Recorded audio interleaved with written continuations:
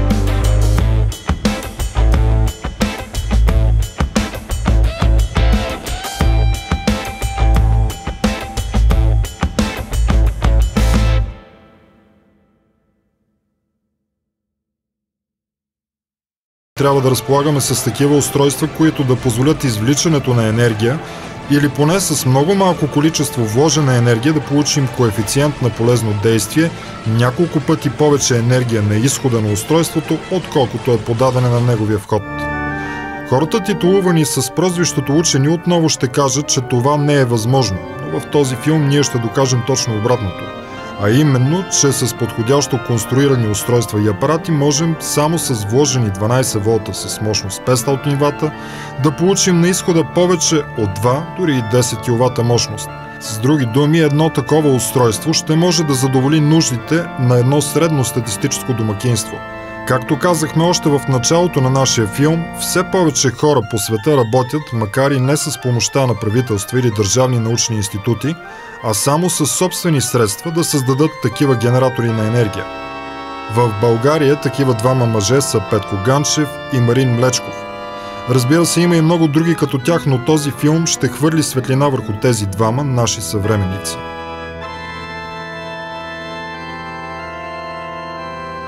Кой е Петко Ганчев? По образование той е електротехник, по призвание е изобретател. Някои от изобретенията му обаче съвсем не са безобидни. Това нещо е по поръчка на ЧЕЗ, които отказаха да си го платят и подадаха жалба в НСБОП за това, че изгаря всичката електроника до трафото. Схемите на това нещо за изкуствено качване на косвеност в единица и получаване на резонанс в мрежата. И система за блокиране на електромерите. Това нещо е система за блокиране, поради това, че ползват радиочастотен обхват без необходимото разрешение от Комитета за регулиране на съобщенията. Това нещо, което е система за блокиране на комуникацията между електромерите с дистанционен отчет и рутера, Всички тези неща съм ги качил в интернет, които са закодирани. Нали? С цел застраховка живот, той нещо сега светва и то се възстановява. Тоест 24 часа, значи ти бодваш кабела в таблото, дори без прозореца, при по-голяма енергия, може да се направи той не. Може да се направи да блокират и трите. Принципът е, че ги има той нещо, това е продадено в 8 милиона електродомакински уреди, които могат да се приправят и моята борба беше да се сменят тези електромери, с които може да бъдат манипулируеми, за да не се трупа после цената в общи загуби. Тоест да се купят електромери, които не могат да бъдат блокирани, които да показват примерно реално. Тоест това нещо да не могат хората примерно да го използват. Да, обаче те умишлено влагат такива неща, да може и после да си ги калкулират загубите и още. Тоест ако имаш 10% загуби, спиша 20-30%. Нали, това е положение. А какви са тези електроуреди, в които има подобно нещо? Нека да го кажем друг път. Нали, но съществуват 8 милиона са продадени само в България. Електродомакински уред трябва средло 10 мм и половина, слага се нещо, изважда се кабел и това нещо работи. Въпросът е защо слагат такива прибори, които могат да се манипулират. Защото примерно се прибират едни работи по трасето. А по този начин има ли възможност да се манипулира електромер и да отчете по-голяма енергия, отколкото е изхарчил? По-трудно може. Но може. Може, да. Както повечето изобретатели, Петко е превърнал дома си в своя лаборатория. Тук съм постигал в домашни условия на 2 пъти свръхпроводимост при стайна температура. Другото, което ще кажа, много физици сега ще се смеят, като го чуят. Той нещо, тока не върви по права линия, тока върви на спирала. Значи само 3 човека сме го виждали, да, на спирала. Като нишката е като резба, има значение индуктивността на материята, през която минава. Дали е безиндуктивна или каква е индуктивността. Нали, това нещо, нали, индиректно го наблюдавахме на осцилоскопа с развивка някъде около 2 мм и половина до 5 мм, как се виждаш и как си върви на спирала. Значи, при едното постигане на свръхпроводимост, тук с гръбна един елемент се заби горе в бетона, таблото тук отвънка ще да падне, тук беше над 1800 ампера. Нали, при това положение, което се получи и след това вече приключих си експерименти. Микровълновият честотен излъчвател пък е друго творение на изобретателя, с което той доказва на практика, че електричеството може да се пренася и по въздуха, без да е необходим за това проводник. Хората са го измислили много още от Втората световна война. Това е принципа на локаторна станция, лампа, която в разрешение радиолюбителски обхват излъчва севече вълни. Нали, нещата са, там се свеждат до чистене на енергийно поле. Значи тя излъчва долу-горе към 200 вата това нещо. Чистени и технически експерименти за пренос във въздуха на енергия без... Тоест, тук имаме сателитна чиния, където показахме в това с фокуса, с слага. Отсреща има друга сателитна, която това нещо го приема и преобразува енергията. Тоест, говорим, ако има големи, примерно, платна, да речем, в космоса, и които да транспортират енергията до Земята. Тоест, на геостационарна орбита, ако обикалят, тоест, те могат с такава система, примерно, да предават енергия на Земята. Всъщност принципа на действие на това устройство е точно такъв, какъвто е принципа на действие на системата за аврорални изследвания на Съединените щати с вече небезизвестната абревиатура HAARP. С други думи, става дума за устройство, което може да излъчва микровълнови импулси и в свръхниски, и в свръхвисоки честоти. За системата HAARP официално се знае, че ще подобрява радиокомуникационните връзки. Не съвсем официално обаче се знае, че същата система може да се използва като климатическо, геофизическо и дори психотронно оръжие. Това е малък модел. Всяка една радарна станция, която излъчва в севече обхвата, може да се каже, там в Аляска те са по 5 мегавата, мисля, че са някъде от порядъка на около 200, насочено действие на антените, които насочват нагоре и нагряват, нали, ионосферата и заедно с опроводяването могат с модулация на честотата да се предизвикат и трусове и промяна в климата. Както тук в едно село съседно до нашето, за един час падна 110 литра дъжд на квадратен метър наравно. Айде да кажеш баир, примерно партията, да речем, нарязаните от всякаква баирите, да речем, няма дървета, водата се изсулила, да речем, айде всичко примерно заминало наводнението. Тук обаче говорим за равно село, 110 литра на квадратен метър. В Южна България същия ден беше паднал на някъде към 230 литра за около 2 часа. Значи това нещо продължава. Това се съществува многото, да. Значи говорим с модулация около 300 ГГц, се влияе на подсъзнанието на кората на мозъка и при това положение го чуваш като вътрешен глас. Тоест могат дадени хора да ги убедят да гласуват за дадена партия. Това нещо се използва за мен по време на избори. Пътя му на изследовател и изобретател в областта на електричеството и електроуредите започва още от ранна детска възраст. Още като съм се родил, така съм ви казвал, че съм пипал с пирони по контакти, не му е убил тока, не знам каква е причината, явно ме пазят отгоре. И сега продължават. Като малък, на 3 години успех да разгубя една радиоточка и я закачих директно без трансформатор, говорителя да свири силно, и тогава започнах да се занимавам и с механика. Събирах си пари от закуските да купувам части. Тогава с един транзистор беше 1,40 лв. А ми трябваше цяла седмица да събирам пари от закуски, да ходя гладен на училище и се да си купувам транзистори. През 1986 г. сключва граждански брак. Взима младоженчески заем от 3000 лева и го използва за изработване на система за икономия на ток за промишлени нужди. Иска да я патентова, но от патентното бюро му искат подкуп. За косвено спие. Патенти, ИНРА, абсолютно всичко. Накрая за капак ми казаха в ИНРА, да, донасяш един телевизор 8.5, струваше 800 лева и ти уреждаме авторското свидетелство. Аз знам, че си го получавам по закон, обаче те поставяха този условия.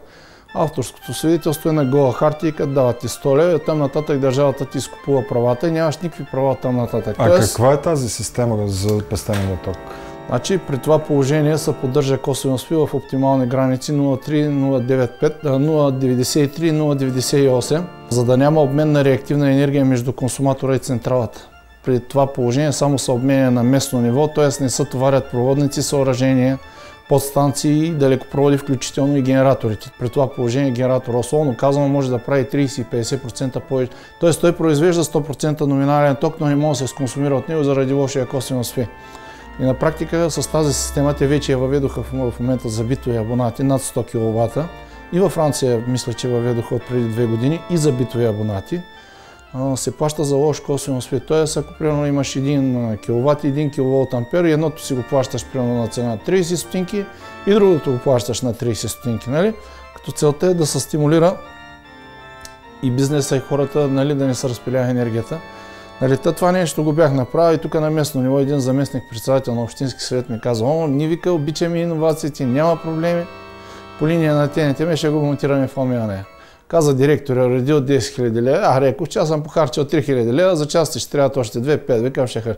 Няма, той директора вика, ще вземе 7 000 лева, аз ще взема 2-3 000. Викам, моля, я викам, кажи пак, че не можах да разбера.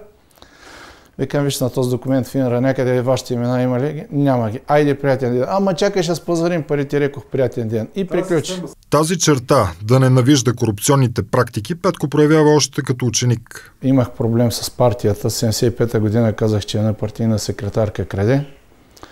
И така, освен че ядох бой в Народната милиция за това нещо, че тя крадеше, пък нали, аз съм го казал, нали? И на практика завърших 8-ми клас на нещо като подписка в Михайловци на 40 км долу горе от Търново. Пътуване всеки ден, изключен от Комсомола, нали, спряха ме, щях да уча механотехнико в София или за летец долу на Метрополия, не можах. И тогава завърших, нали, електротехникума, това е в село Чомаковци до Червен бряг.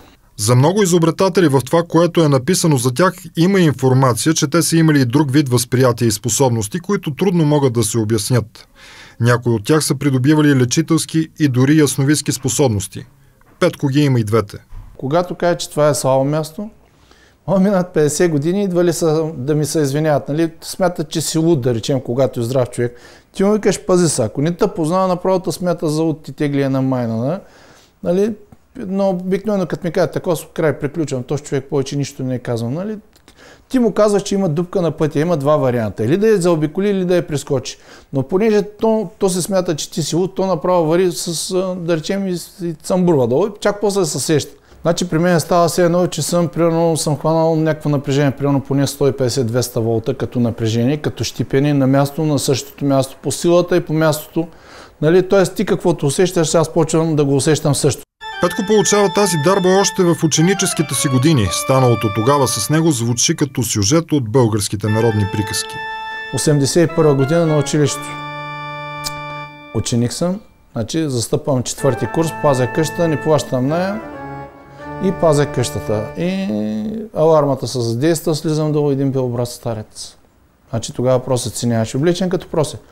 Вика, добър ден, момче, добър ден. Бе, много съм закъсал за пари, нещо ще можеш ли да помогна. Викам, хубаво, няма проблем. Качвам се, вземам тетрадката, слизам долу Викам, тези пари са за части, защото аз и тогава си отделях парички за части, тогава се занимавах с иновации. Мисля, че бяха някъде до към между 2 и 5 лева. Ще ти стигне, да, ще ми стигне. Викам, яйца, компоти, викам нещо от мазата, викам, ако искаш нещо храна, то не, благодаря. И както каза благодаря, и направо се разтвори във въздуха, аз онемях. Мисля, че съм сънен. Изгледам на пътя, питам 3 макленски клюкарки, викам, тъй един старец тук, вика, не сме от 3 часа, никой нито влизал, нито излизал. Нали, чак в последствие, като почнах да чета приказки на малкото, тогава нали, има от всички народности, които казват на Гола поляна, белобраз старец, който попитал нещо, помоля. Нали, казали и той просто се разтваря въздуха и изчезва. Нали, нали, искам да кажа благодарност за Божията благословие. Защото без нея нищо не става. От няколко години Петко Ганчев работи съвместно с един друг изобретател, Марин Млечков. Знаейки основни принципи в механиката и динамиката, двамата са конструирали устройство, наречено от тях гравитационен двигател. Консумацията е 0,56 ампера, 0,56, 0,58, около 0,55 ампера е в момента при нормална работа. Сега, Маринчо ще го спре това нещо, ще махнем тежести и пак ще засечем консумацията. Т.е. без тежестите, разликата между теглото и без, всъщност, това показва истинската мощност, която ние вкарваме тук на този вал, от този двигател, за да се върти този маховик. Така, да изключи го сега това нещо. Така, сега ще го махни и... Виж какво става. Смятай, че той гъла всичко. И той смята. А се представя, ако са 10 оборота. Зато и се прави двойно.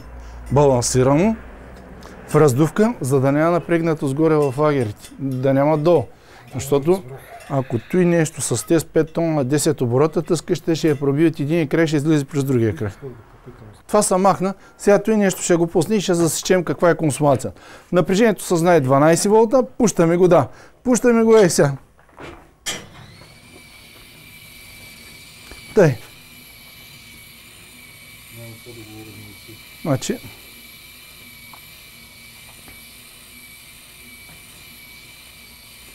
Сега. Нямаме тежест. Значи това е съпротивителният момент, който е в момента е от самия генератор, лагерното тяло и тук където се движи. Това е от съпротивителния момент, това е консумацията. Сега погледнете как се движи консумацията. Консумацията се движи някъде 0,47, 0,42. 0,45 е средната консумация, а напреди с тежести беше 0,55, т.е. с 0,1 ампер на 12 волта. Ние с 1,2 вата в момента правим кинетичната енергия, въртим над около обороти половина в секунда с маховик, който е 25 кг. Ако засечем кинетичната енергия, която е натрупана, това е огромно количество. Това е с 0,1 ампер на 12 волта, това е 1,2 вата. Това е разликата между без тежест и с тежест. Това беше демонстрационен модел, за да се види, че от това се вади енергия.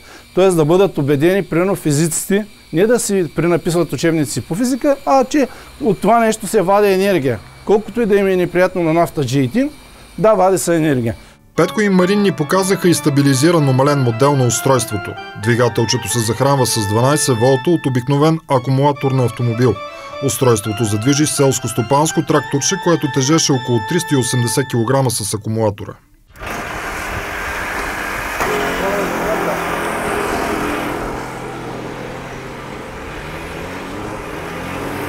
Старт.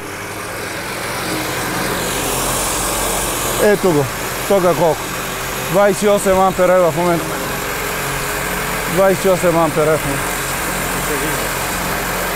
Всъщност със стабилизирания гравитационен двигател може да се произвежда електричество в пъти повече от това, което е вкарано от акумулатора. На практика гравитационният двигател може да бъде монтиран и в електромобил. Така ще се избегне необходимостта електромобила да се зарежда, за да може да се задвижи. Ето ги, 26 ампера. 26 ампера на практика. Ето го. Защипваме го. Ето го.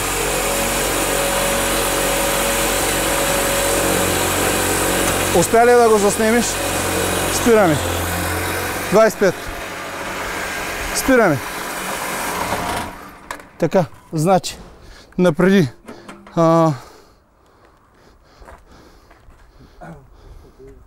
Значи, Тъй, значи имаме 35 секунди. Това 35 метра. Трябва да се разделим на 40 на секунда. Имаме скорост 0,85. Вкарваме я в памета. Ето е скоростта. Сега, това нещо го вдигаме на квадрат и получаваме 0,700 и той го умножаваме по 180. И получаваме 131 вата. Тоест 131 вата са необходими джаула за една секунда ват, за да може това нещо да се предвижи с тази скорост. Сега, тока, който го показва ампер клещите, беше 25-26, при другото положение беше 29,7. И правим 29,7 ампера минус. Да го намалим в едното в най-голямата стойност, другото и 4,7 по 12 волта с 56 вата, с 56 вата сега в момента, които ги слагаме в памет Б, ние на практика движим нещата. Сега ще ви направя сметката. Тая скорост е 0,85 метра в секунда. Това е на квадрат по половината тегло 180 кг, въпреки че 131 вата. Вкарваме го в тази памет. Тоест, значи ние с 56 вата в момента, т.е. приспадаме редукцията, която е в момента, с тия 56 вата получаваме тия 131 вата. И като ги разделим и тия 131 на тия 56 и получаваме един коефициент 2,32. С този малкият двигател, с ниските обороти. Това е положението. Тоест, тази голямата концентрация идва от скоростната кутия, от тежките гуми и от голямото тегло, което е необходимо. Ако това нещо приспаднем нещата, тия, които са, защото при едното положение го измерихме на 29 ампера, докато се движи, в станционарно положение, както е тук е вдигнато, са 25. Максимално разтеглената разлика, иначе разликата е някъде около 50 вата. Това е, което се получава на практика с тази. Ако се вдигнат тук оборотите два пъти, коефициента се вдига на квадрат. Копаем в такава насока да направим такова устройство, което хем да дава достатъчно енергия, хем да не е толкова скъпо, да може, нали, всеки човек да си го позволи.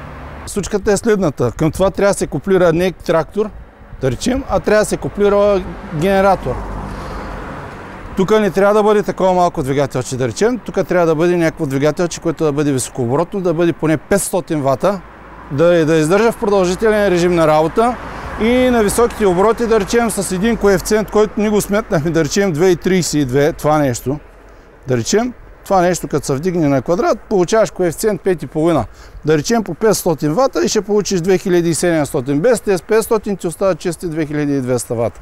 Тоест, ти с едни 500 вата можеш да получиш, т.е. приспадаш ги тези 500 вата и оставаш с 2200 вата чисто. Много неща можеш да захраниш на практика. Тук те целим да свием обема максимално, нали, а мощността, която ще се вдича, да е максимум. Значи да се свием до рамките на автомобилен двигател. Нали, и евентуално, не знам дали ще стигнем чак такава мощност като на автомобилен двигател, но поне да е достатъчно да се движи автомобил.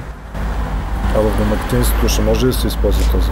Разбира се, нещо мога да движи автомобил, значи имаме ли двигател, винаги мога да завъртим генератор, нали, да си направим ток. На практика ние показваме, че с такава обаче вече балансирана система, ние вадим енергия и сме в състояние примерно да направим и коефициенти, и да се движат и генератори и всички останали неща. Нещо, което е съвсем практично да направим. Като се дигнат два пъти оборотите, примерно се направи двигателя 500 вата, ще имаме примерно спокойно един коефициент 5 по 0,8 да речем, защото погледнете, този генератор, независимо който ще да е, работи с КПД 0,8. Тоест, каквото щеш да правиш, ти го умножаваш по 0,8. Тоест, ако имаш коефициент 5, който ти го получаваш, трябва да го умножиш по 0,8 и получаваш реален коефициент 4. Тоест, на 500 вата получаваш 2 кВт. Марин Млечков, подобно на Петко Ганчев, също има самостоятелни изобретения. За разлика от Петко, обаче Марин повече работи по създаването на магнитни двигатели. Каква е разликата от обикновен електродвигател? Почти никаква. Значи, единствената разлика е, че при този двигател се връща голяма част от енергията, която се подава да се върти. И това му вдига КПД-то над единица. На ротора имаме магнити, отстрани на статора има бобина. Когато има датчик, който отчита позицията на магнита и когато... Значи вариантите са два. Бобината да е с метална сърцевина и да е без метална сърцевина. Когато е с метална сърцевина, се оставя магнита да се привлече към сърцевината и тогава свършва полезна работа. И на бобината се подава ток до толкова, колкото само да пусне магнита без да го отблъсква. И при това положение енергията от привличането, която се е получила, е в повече, отколкото енергията, която е необходима да се пусне магнита от желязото. Което означава, че ще има възможност и да се самозахрани цялата. Да. Другия вариант е като Тесла мотор. Без сърцевина, само с чиста бобина. Нали, само намотка. Тогава работим на отблъскване и всъщност аз с този тип, нали, съм постигнал най-добри резултати. 4500 оборота на този двигател, който е пред нас. Като тези 4500 оборота се постигат с 30 вата мощност. 30 вата вкарвам, а иначе, както го сметнахме, енергията, която е необходима за да се върти ротора, като, нали, слагаме само магнитите, без тежестта на ротора, без съпротивлението на лагерите, е 75 вата. А в последствие каква енергия може да се изкара от това нещо? Ами, енергията, която може да се изкара, то е разликата между тези 30 вата и 70 вата. Ти, нали, си ги прибираш, нали, като разлика.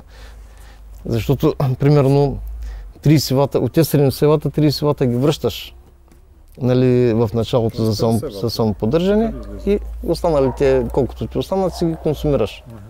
Тази система в цялостен вид, защото в момента все пак е разглобена и не е функционираща, но в цялостен вид какъв електроуред би могла да захрани? Значи всичко зависи от оборотите. Интересното при този тип е, че колкото се вдигат оборотите, консумацията намалява вместо да се покачва. Въпрос на съвсем близко бъдеще, типовете технологии, показани в този филм, както и други подобни на тях, да станат общо достъпни и в домашни условия да си произвеждаме ток. Технологии, които ще ни освободят от енергийните монополисти и ще ни направят енергийно независими.